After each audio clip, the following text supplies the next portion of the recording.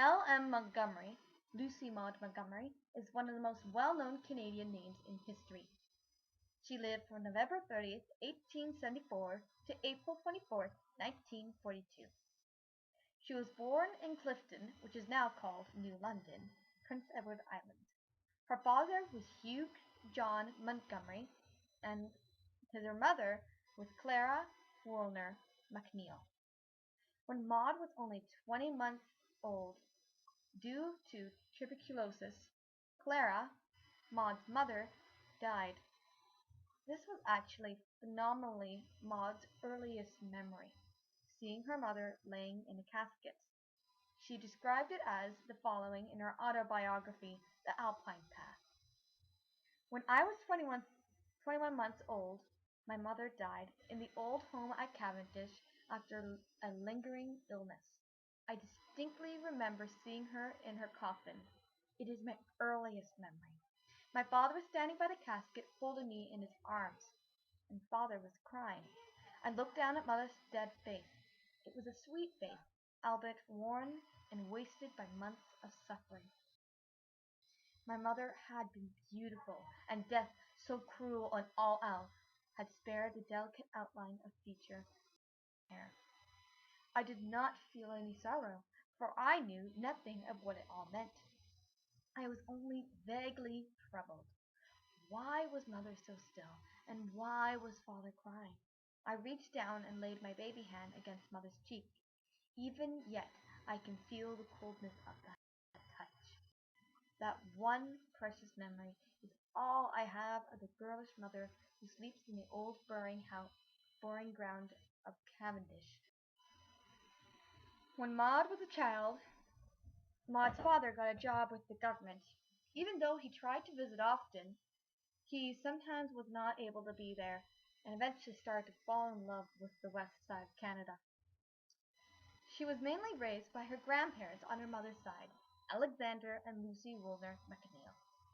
Her whole childhood was raised in Cavendish, PEI. When Maud was 6, she started attending the Cavendish schoolhouse. Various famous parts from Maud's books, such as Judgment Sunday chapter from Story Girl or The Haunted Woods from Anne of Green Gables, were based off real places. Maud's childhood imagination, town, and the people she knew heavily influenced the books she wrote. For example, The Haunted Woods is a beautiful spruce grove that she and her two childhood cousins and friends, Dave and Will, created in their imagination. While Maud at first didn't really believe in ghosts, the three musketeers, or more like mischiefeers, had imagined so much that they believed the woods was haunted. Maud's two childhood pals when she was younger was Wellington and David Nelson, better known to her as Will and Dave. She got to know them very well because they boarded at her grandfather MacNeil's house for 2 years. When she got older and reached her first few teen years, her two close friends were Molly MacNeil, a cousin of hers, and Nate Simpson, who was a local boy who she knew very well. She had a minor crush on Nate, but she really didn't want to admit it was love, and the two of Maud's childhood affected her books, especially Anne of Green Gables. She said in her autobiography, quote, I have written at length about the incidents and environment of my childhood because they had a marked influence on development of my literacy gift. A different environment would have given it a different bias. Were it not for those Cavendish years, I do not think Anne of Green Gables would have ever been written. When Maud was 15 years of age, her father, who by now had not seen her for 5 years due to all his traveling with the government, had settled down in Saskatchewan and gotten remarried. He invited Maud to come out and live with him and his new wife in a little place called Prince Albert. Therefore, Maud decided to leave her home and go to Saskatchewan. Due to this, for the first time in Maud's life, she left PEI and traveled more than halfway across Canada. During this long trip, which lasted about 11 days, Montgomery was able to see lots of Canada and get a better idea of some of her future books she would write. While in Prince Albert, she gained some new friends, Willie or Will Pritchard, who she didn't really deny that she was falling in love with. She also came to know Willie's sister, Laura Pritchard, a sweet girl who became a close friend of hers while in Prince Albert. Since Maud was in her teens, she had many times tried to publish poems and short stories. She tried The Household and The Charlatan Examiner until she finally tried The Patriot when she was 16. Unlike the first two magazines, The Household and The Charlatan Examiner, The Patriot did not turn her down. They accepted her poem. This was the first time Maud had anything published. Maud publishing poems and other things for The Patriot, and also sometimes dared to try larger magazines or newspapers. On one occasion, she tried the New York Sun. However, they sent the article back to her, and it almost felt like, as she called it, a slap in the face. Nevertheless, she still kept on writing. Over the years, after attending teachers college and teaching a bit, and living in PEI again for a while, Maud started to make a career out of her writing. In 1901, she lived in Halifax for the winter while writing for the Daily Echo's evening edition of the Chronicles. In Maud's free time, she tried to write, but sometimes she found it hard. When the thought came, write a book, you have the central idea. The result was Anne of Green Gables, and I finished it in October of 1905. After that, she moved back to Cavendish, PEI, where she remained for the next 9 years of her life. It was during this time that Anne of Green Gables was born. As Maud said in her autobiography about creating a story, and more specifically Anne of Green Gables, quote, I have always hated beginning a story. When I get the first paragraph written, I feel as though it were half done. The rest comes easily. I always kept a notebook in which I jotted down as they occurred to me. In the spring of 1904, I was looking over this notebook in search of some idea for a short surreal ideas I wanted to write for a certain Sunday school paper. I found a faded entry written many years before. It read, elderly couple apply to Orson Asylum for a boy. By mistake, a girl is sent to them. I thought this would do. I began to block out characters, device, and select incidents, and brought up my heroine, Anne. She was not so named of malice afterthought, but flashed into my fancy already christened, even to the all-important E. Began to expand in such a fashion that she soon seemed very real to me and took possession of me to an unusual extent. She appealed to me, and I thought it rather a shame to waste her on an ephemeral little serial. Maud tried in 1905 to publish Anne of Green Gables. Unfortunately, though, it failed miserably with many rejects. She concluded that she would store it away and try it some time again in future years. Well, years passed, and she was cleaning her room one day when she found the old hat box which Anne of Green Gables was in it. She thought maybe, just maybe, she'd try once more. Eventually, in 1912, Lucy Maud Montgomery would. When Lucy got married, she moved to Leaksdale, Ontario.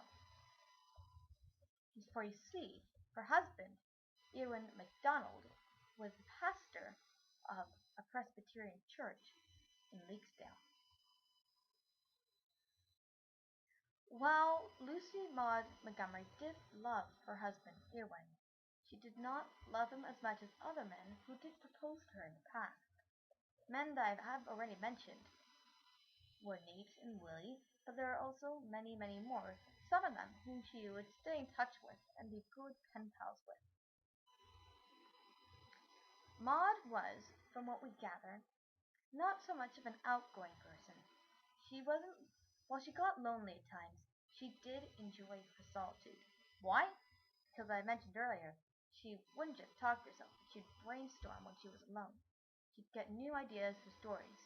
That is how she'd find the time she'd have solitude. As one of her cousins remembers, she said she was a very, very jolly person.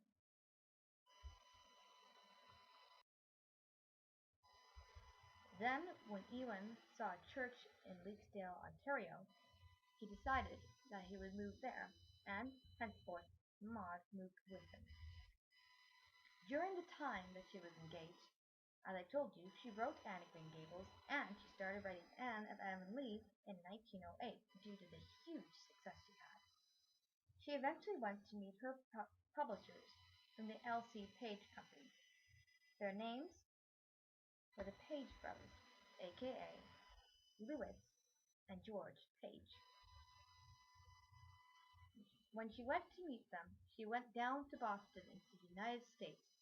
This was a big step for her, for she'd never been to a very big city, nor had she been to the USA. While she did enjoy parts of it, and loved being able to dress up and go to lovely events while there, she found the Americans were kind of boisterous and loud and not as nice as Canadians. And, to top it all off, she discovered that the Page brothers really weren't that nice, and sometimes acted a little bit sexist towards women. Now, Maud was not a feminist. She made it very clear that she thought women's proper spot was in the house. However, what she did heavily influenced women's roles in Canada. She lived around the time of the end of the Laurier era and beginning of the Borden era, when women eventually got the right to vote, women eventually had higher jobs, and so many things. By having a big character like Anne in her books, who would end up becoming a teacher and then a writer, like her, it encouraged people in Canada to have a more predominant role for women. While her book did not make feminism come into Canada, it did help it.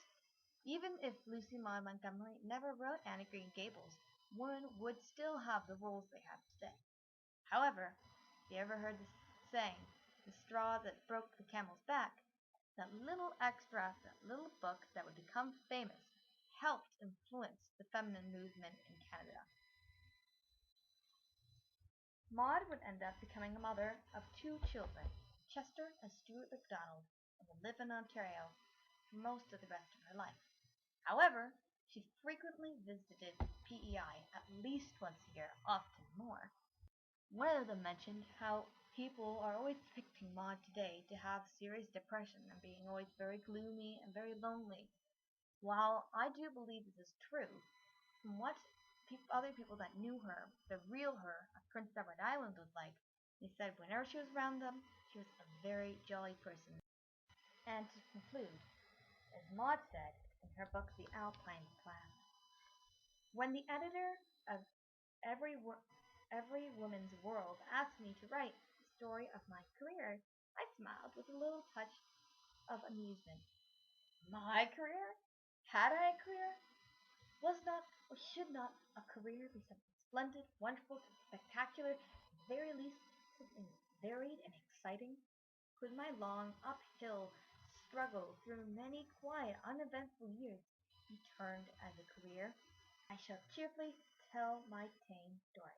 If it does nothing else, it may serve to encourage some other toiler who's struggling along in this weary path I once followed to succeed.